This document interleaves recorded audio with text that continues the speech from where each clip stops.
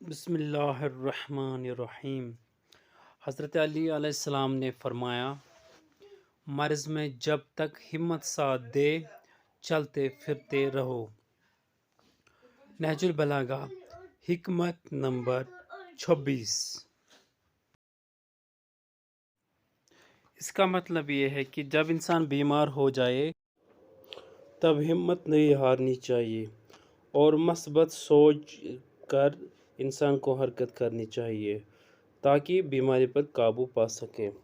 نہج البلاغہ اخلاقی تعلیم کا سرچشمہ ہے۔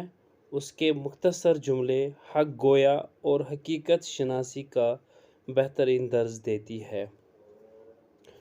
نہج البلاغہ امیر المومنین علی ابن ابی طالب علیہ السلام کے کلام کا وہ مشہور ترین مجموعہ ہے جسے سید رضی رحمۃ اللہ علیہ نے 4 صدی ہجری کے اواخر میں مرتب کیا ہے۔ مولا علی علیہ السلام کی یہ حدیث کو اگر آپ پسند کرتے ہیں تو اس چینل کو آپ لائک کریں، سبسکرائب کریں اور شیئر کریں۔